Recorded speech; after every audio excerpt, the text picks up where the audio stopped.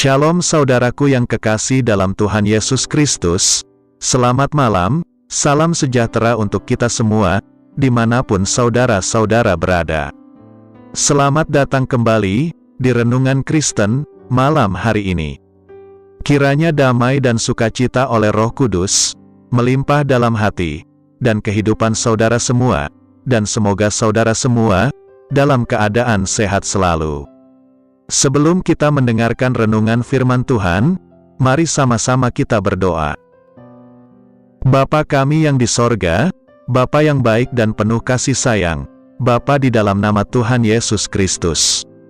Kami mengucap syukur Tuhan, oleh karena pertolongan-Mu di sepanjang hari ini, kami boleh dimampukan Tuhan, untuk melewati hari ini, melakukan tugas tanggung jawab kami, mengerjakan segala aktivitas kami, dengan pertolongan Tuhan.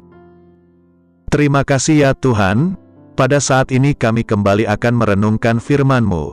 Berbicaralah pada kami, urapi kami, jamah hati kami, supaya kami dapat mengerti akan maksud firman-Mu. Terima kasih Tuhan, dalam nama Tuhan Yesus Kristus, kami berdoa. Amin. Saudaraku, ayat renungan kita pada malam hari ini terdapat dalam kitab Kejadian pasal 26, ayat 9-13, yang berbunyi demikian. Lalu Abimelekh memanggil Ishak dan berkata, "Sesungguhnya dia istrimu. Masakan engkau berkata, dia saudaraku?" Jawab Ishak kepadanya, "Karena pikirku, jangan-jangan aku mati karena dia." Tetapi Abimelekh berkata, "Apakah juga yang telah kau perbuat ini terhadap kami? Mudah sekali terjadi, salah seorang dari bangsa ini tidur dengan istrimu, sehingga dengan demikian, engkau mendatangkan kesalahan atas kami." Lalu Abimelekh memberi perintah kepada seluruh bangsa itu, "Siapa yang mengganggu orang ini atau istrinya, pastilah ia akan dihukum mati." Maka menaburlah Ishak di tanah itu, dan dalam tahun itu juga, ia mendapat hasil 100 kali lipat, sebab ia diberkati Tuhan. Dan orang itu menjadi kaya, bahkan kian lama kian kaya, sehingga ia menjadi sangat kaya. Pertanyaannya, apakah ayat ini sudah terjadi atas Anda, atau belum? Mari kita lihat, latar belakang Ishak hidup pada zaman itu, di ayatnya yang pertama, yang berbunyi demikian. Maka timbullah kelaparan di negeri itu. Ini bukan kelaparan yang pertama, yang telah terjadi dalam zaman Abraham. Sebab itu, Ishak pergi ke Gerar, kepada Abimelekh, raja orang Filistin. Saudaraku, yang menarik di sini, Ishak tidak salah bertindak. Saudara boleh dengar televisi, baca koran, ikuti para pakar, tapi saya beritahu saudara, yang paling baik, ikuti firman Tuhan. Dalam kitab Galatia pasal 3, ayat 29, berkata demikian. "Dan jikalau kamu adalah milik Kristus, maka kamu juga adalah keturunan Abraham, dan berhak menerima janji Allah." Kita adalah milik Kristus, jadi kita adalah keturunan Abraham, dan berhak. Sekarang Anda pilih, Anda mau tidak berhak, atau tetap berhak. Ada 3 langkah yang harus dilakukan, untuk Anda tetap eksis di tengah krisis. Yang pertama, tetap berdoa. Dalam kitab Kejadian pasal 26, ayat 2 dan 3, berkata demikian.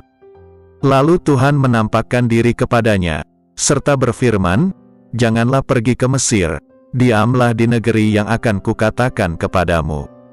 Tinggallah di negeri ini sebagai orang asing, maka aku akan menyertai engkau, dan memberkati engkau, sebab kepadamulah, dan kepada keturunanmu, akan kuberikan seluruh negeri ini, dan aku akan menepati sumpah, yang telah kuikrarkan kepada Abraham, ayahmu." Saudaraku, walaupun Ishak mengalami krisis, bukan krisis yang pertama, Ishak tetap berdoa, dan Tuhan menampakkan diri kepadanya. Jadi, saudara tetaplah berdoa, sampai Tuhan menjawab doamu. Teladan Abraham bagi Ishak adalah bahwa ayahnya selalu mendirikan mezbah.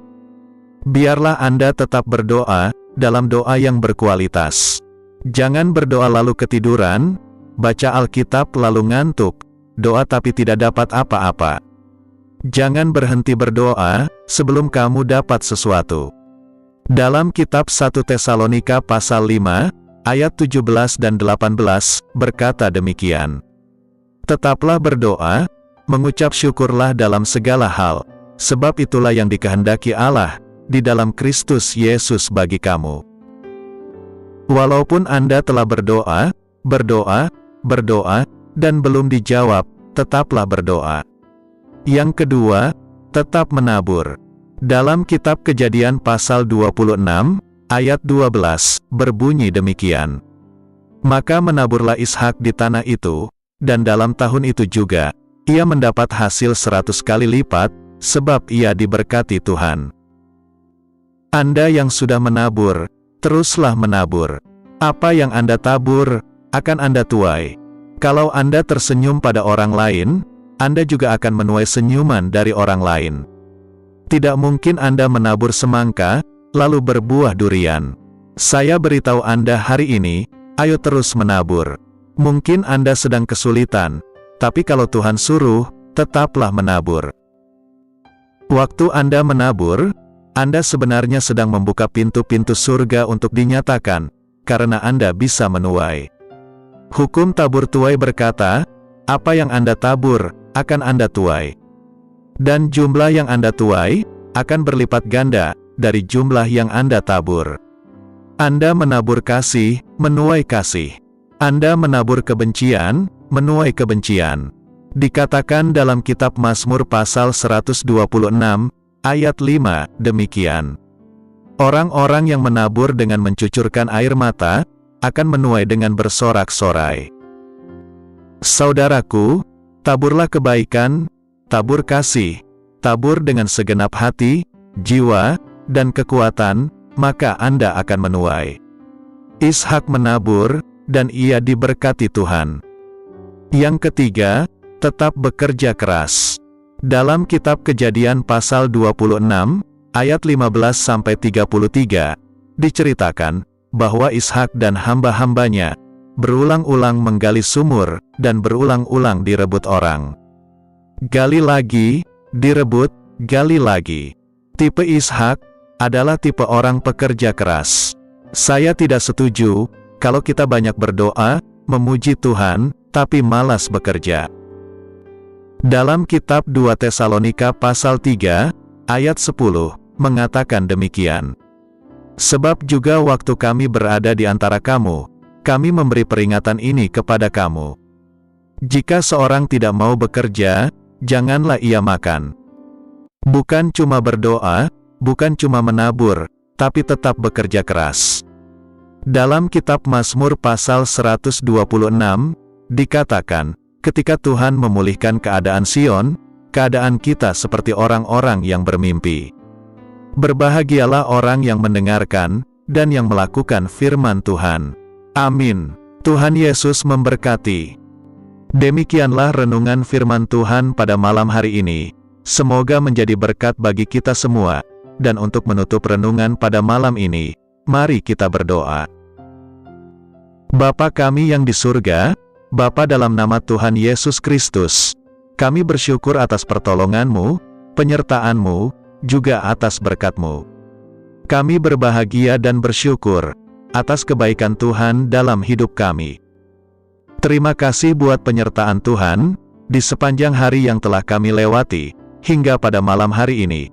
Kami boleh bersyukur lagi di hadapan Tuhan, melalui doa dan renungan pada malam hari ini. Terima kasih buat firman-Mu pada hari ini ya Tuhan. Kami mau selalu belajar dan terus belajar tentang firman-Mu. Firman-Mu yang menguatkan dan meneguhkan iman kami. Firman-Mu yang mengubahkan hidup kami. Kami mau melakukan firman-Mu ya Tuhan di sepanjang hidup kami, agar kami tetap kuat berjalan bersama dengan Engkau. Terima kasih ya Tuhan, buat kesempatan hidup yang masih Engkau berikan. Kami mau pakai untuk hormat dan kemuliaan nama-Mu. Kiranya Engkau terus memberkati kehidupan kami, keluarga kami, sanak saudara kami, daerah tempat tinggal kami, bangsa dan negara kami, pemerintah-pemerintah kami, Biarlah semuanya dalam perlindungan-Mu ya Tuhan, dan jadilah sesuai kehendak-Mu yang terbaik dalam kehidupan kami. Ya Tuhan, hamba berdoa buat saudara-saudaraku yang sudah mendengarkan renungan hari ini, yang saat ini sedang mengalami sakit penyakit, pergumulan masalah, kebutuhan ekonomi. Kiranya Engkau jamah, sembuhkan dan pulihkan, berkati perekonomian mereka, serta berikan jalan keluar di setiap pergumulan masalah yang mereka sedang hadapi. Dan ajarlah kami ya Tuhan, untuk selalu berharap dan percaya sepenuhnya kepada Tuhan Yesus. Pada malam hari ini ya Tuhan, kami akan beristirahat dalam tidur kami. Kiranya Engkau sertai dan lindungi kami di sepanjang malam ini, sehingga kami boleh bangun besok pagi, dengan tubuh yang sehat, kuat, serta diberkati Tuhan. Terima kasih Tuhan, inilah yang menjadi doa dan permohonan kami. Dalam nama Tuhan Yesus, kami berdoa. Amin.